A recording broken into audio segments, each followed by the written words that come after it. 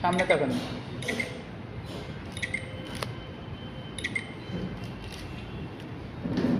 এখন কিন্তু আমরা স্যারকে পেয়ে গেছি আমাদের মধ্যে, যিনি কিন্তু আমাদের এই ভূত চিকার এই বইটার ডিরেক্টর পবিত্র গোস্বামী।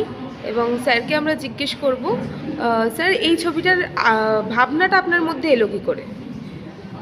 ভাবনা আসার কারণ হচ্ছে গত বেশ কিছুদিন ধরে আমাদের রাজ্যে এবং দেশে মূলত মেয়েদের উপরে যে ভয়ঙ্কর অত্যাচার হচ্ছে সেখানে কোনো ঘটনারই কোনো সুবিচার পাওয়া যাচ্ছে না।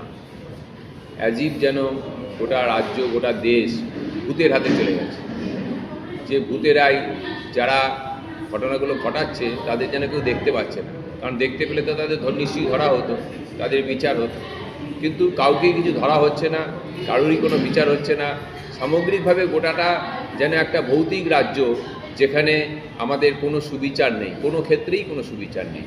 এই দৃষ্টিভঙ্গি থেকেই এই ভূতজিকরের জন্ম, যে ভূতের বিরুদ্ধে মানুষের লড়াই প্রতিহত করাটাই এইটার ইচ্ছা।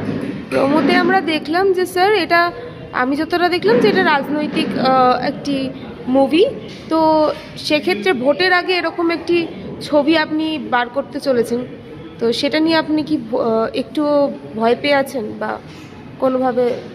না, আমি ভয় পাওয়ার লোক নই কোনোভাবেই। ভয় আমি খাই না। মানুষ ভয় খেলে তবে তো ভয় দেখানো যায় মানুষকে। আমি ভয় খাওয়ার লোক নই। সুতরাং এটা অবশ্যই রাজনৈতিক ছবি, এটা রাজনৈতিক ব্যঙ্গ ছবি, পলিটিক্যাল স্যাটায়ার। সেটা ভোটের সঙ্গে এর কোনো সম্পর্ক নেই। ভোটের কি হবে না হবে আমি এটা নিয়ে আদৌ ভাবিত নই। আমি বর্তমান টোটাল সিস্টেমটা একটা মকারির জায়গায় চলে গেছে, যেখানে এস্টাবলিশ ইনস্টিটিউশনগুলো যেন মকারি চলছে। সেই জন্যে সেই মকারিটাকে আমি তুলে ধরার চেষ্টা করেছি একটা পলিটিক্যাল স্যাটায়ারের মাধ্যমে, যেখানে কোর্টের অর্ডারের কোনো ভ্যালু নেই, যেখানে পুলিশ প্রশাসন তার যে সাহস থাকার কথা গুন্ডাদের বিরুদ্ধে তার সেই সাহস নেই। সাধারণ গুন্ডাদের দেখলে সে কেঁচো হয়ে যাচ্ছে, আর সাধারণ মানুষকে দেখলে সে বাঘ হয়ে যাচ্ছে। যেখানে আমার কাউন্সিলর, তার কাজ হচ্ছে মানুষকে পরিষেবা দেওয়া, সে লোকের মেয়েকে পুড়িয়ে দিয়ে কাঁচা পড়ে দিচ্ছে। এই যে একটা টোটালিটিতে একটা মানে অরাজকতা, সেটা এবং কোনো ক্ষেত্রেই অরাজকতা যারা চালাচ্ছে তাদেরকে যেন দেখাই যাচ্ছে না, কারণ দেখা গেলে ধরা হতো, তাদের শাস্তি হতো, কিন্তু অ্যাজিভ যেন তারা ভূত, তাদের দেখা যাচ্ছে না।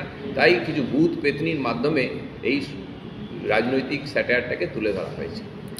এবং এই 47 মিনিটের বইটারই মতো হয়তো সেরকম বড় বই সৌমিক চক্রবর্তী বানাতে পারেননি, তিনি একজন ক্রিয়েটার, কিন্তু তিনি একটা রিলস বানিয়েছিলেন, ছোট একটা রিলস বানিয়েছিলেন, এবং সেখানেও কিন্তু তিনি একটি রাজনৈতিক বার্তা দিয়েছিলেন, এবং তারপর তার সাথে ঘটে বিভিন্ন মারাত্মক ঘটনা এবং তাকে মিথ্যে কেসে ফাঁসানো হয়েছিল। এবং আপনারও ঠিক এরকমই একটা বই আপনি বার করলেন, তো সেই পরিপ্রেক্ষিতে আপনি কিছু বলতে চান কি? না, আমরা তো এই ছবিটা করতে গিয়েই প্রচণ্ড থ্রেট কালচারের সম্মুখীন হয়েছি। এই ছবির শ্যুটিং যখন করতে গেছি একদম প্রত্যন্ত গ্রামে, সেখানে লোকে বলছে, লোকে মানে যিনি একজন পান্ডা জাতীয় লোক এসে বললেন না এখানে শ্যুটিং চলবে না, এই শ্যুটিং এখানে করা যাবে না। তা শেষ পর্যন্ত তার সঙ্গেও আমার আলাপ হলো, যেহেতু আমিও কাছেই পাশেই থাকতাম, আমার গ্রামের বাড়ি। তা শেষ পর্যন্ত তাকে যা বুঝলাম যে তার ভয়টা অন্য কিছু না, তার মনেও ক্ষোভ আছে, কিন্তু সে ভয় পাচ্ছে যে যদি এই ছবির শ্যুটিং এখানে হয় তাহলে আগামী দিনে তাকেও হয়তো টিকতে দেবে না, তো সেই জন্যে সে ভয় পাচ্ছে। তেমনি আমরা এখানে যখন স্টুডিওতে এই ছবির কাজ হচ্ছে, কলকাতার একটা নাম করা স্টুডিওতেই কাজ হয়েছে, কিন্তু সেই স্টুডিওর কোনো নাম দিতে রাজি নয়। টেকনিশিয়ান যারা কাজ করেছে তারা তাদের কোনো নিজের নাম তারা দিতে রাজি নয়। তারা সবাই বলছে যে স্যার আমাদের নামটা দেবেন না, তাহলে ভবিষ্যতে আমাদের আর ভাত জুটবে না। তার মানে এখানে কোনো বড় মুখকে দেখতে পাওয়া যায়নি? না, একদমই না। কোনো বড় মুখ কেন, কোনো বড় পর্দার তথাকথিত ছোট মুখও সেরকমভাবে নেই। যারা আছেন তারা সবাই অপরিচিত শিল্পী, থিয়েটারের শিল্পী এবং কিছুটা আমাদের নিজেদের তৈরি করা শিল্পী।